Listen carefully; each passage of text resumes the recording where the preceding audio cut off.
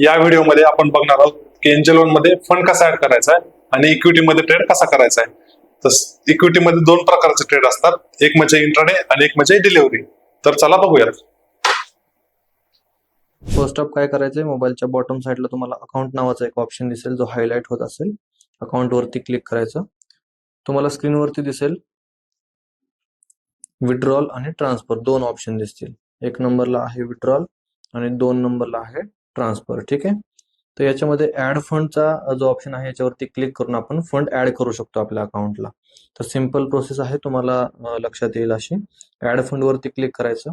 Add fund वरती click केल्याच्या नंतर सिंपल आहे की तुम्हाला पहिल्यांदा फर्स्ट ऑफ अमाऊंट एंटर करायची जी तुम्हाला ऍड करायची असेल. आपण 10,000 रुपीज याच्यामध्ये अमाऊंट एंटर केलेली आहे. दोन मेथड आहेत सिंपल ज्या आपल्याला यूज करायच्यात.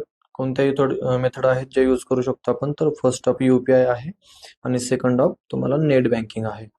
मोस्ट ऑफ आपण UPIचा यूज करतो बिकॉज ऑफ ट्रान्झॅक्शन फीज याला कोणतीही लागत नाही. 100% तुम्हाला ट्रान्झॅक्शन फ्री आहे. फ्री ऑफ कॉस्ट तुम्ही फंड ऍड करू शकता. ठीक आहे. याच्यामध्ये नेट बँकिंग जो आहे त्याला पर ट्रान्झॅक्शन तुम्हाला 7 to 8 रुपीज पे करावे लागतील. ठीक आहे. पर ट्रान्झॅक्शन साठी मॅक्सिमम आपण काय करूयात, UPIची जी मेथड आहे ती बघूयात. ठीक आहे. तर UPIच्या मेथडनी फंड ऍड करण्यासाठी काय करायचं, फर्स्ट ऑफ UPI वरती क्लिक करायचं. तुम्हाला दिसेल प्रोसीड टू ऍड फंड, त्याच्यावरती क्लिक करा. क्लिक केल्याच्या नंतर तुम्हाला एक एंटर UPI ID असा एक ऑप्शन दिसतो. बरोबर.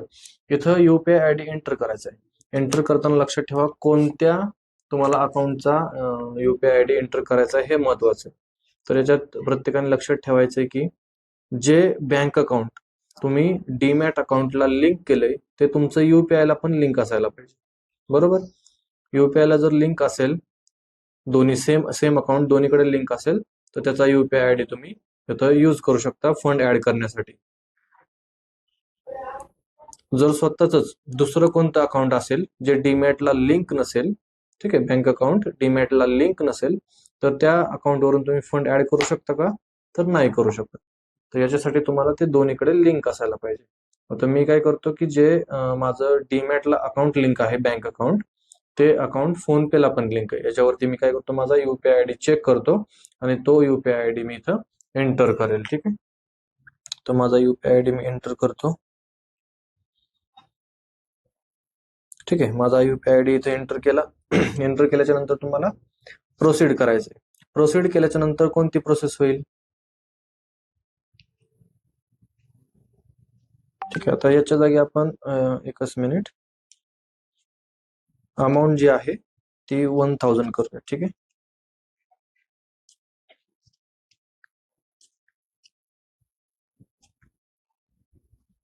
अमाऊंट जी आहे ती आपण 1000 केली. बरोबर. आणि UPIच्या मेथडने आपण ऍड करणार आहे. इथं काय करणार होतो आपण, UPI ID एंटर करणार आहे. UPI ID एंटर केला. एंटर केल्याच्या नंतर प्रोसीड वरती क्लिक करायचं. सिंपल प्रोसेस आहे. प्रोसीड वरती क्लिक केल्याच्या नंतर तुम्हाला जो समोर इंटरफेस दिसतोय, हा इंटरफेस कशाचा आहे, तर समोर बघा 1000 रुपये तुम्हाला अमाऊंट दिसते इथं. 1000 रुपये अमाऊंट आणि 10 मिनिटांचा टाइम आहे अप्रूव्ह करण्यासाठी. आता मी काय करेल, माझ्या फोन पे वरती जाईल, फोन पे ओपन करेल. फोन पे वरती मला एक रिक्वेस्ट आली असेल एंजल कडून जी मी अप्रूव्ह करणार आहे. बरोबर. तर ते फोन पे वरती तुम्हाला दाखवेल की एंजल कडून तुम्हाला रिक्वेस्ट आलेली असेल, त्याच्यावरती डायरेक्ट तुम्हाला पे वरती क्लिक करायचंय.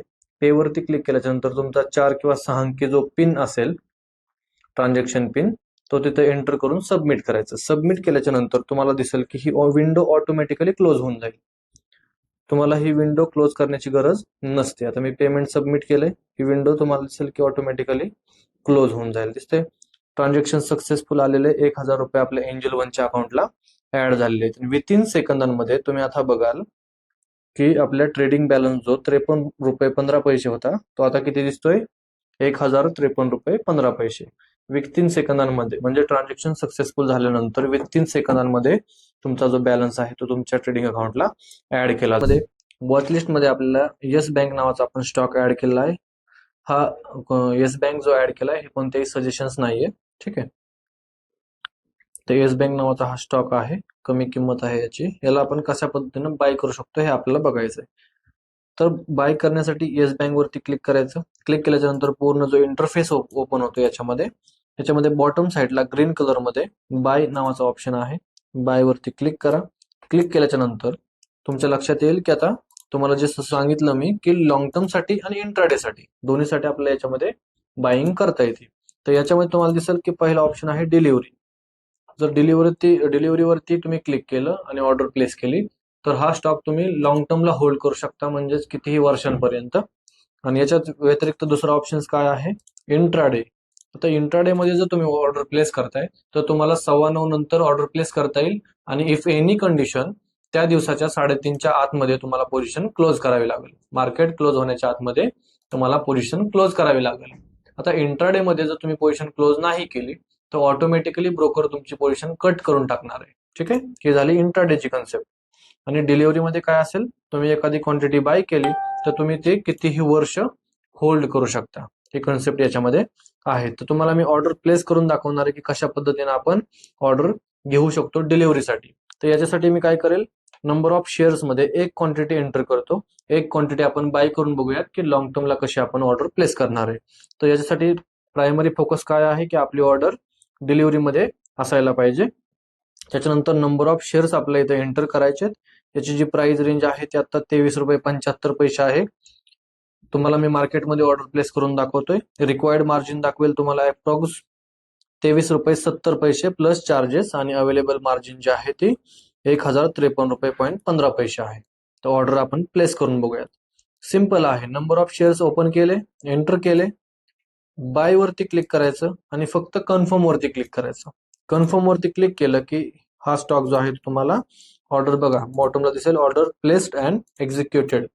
म्हणजे ऑर्डर तुमची प्लेस पण झाली आणि एक्झिक्यूट पण झाली, म्हणजे हा स्टॉक आपल्या इक्विटीमध्ये बाय झालेला आहे. आणि तुम्हाला पोझिशन मध्ये बघायला भेटेल, इथं पोझिशन आहे, पोझिशन मध्ये तुम्हाला बघायला भेटेल येस बँकेचा एक शेअर बाय झालेला आहे. किती रुपयांनी बाय झाला, इथं तुम्हाला प्राइस दिसते 23.75 रुपये. 23.75 रुपयाला एक क्वांटिटी आपली बाय झालेली आहे.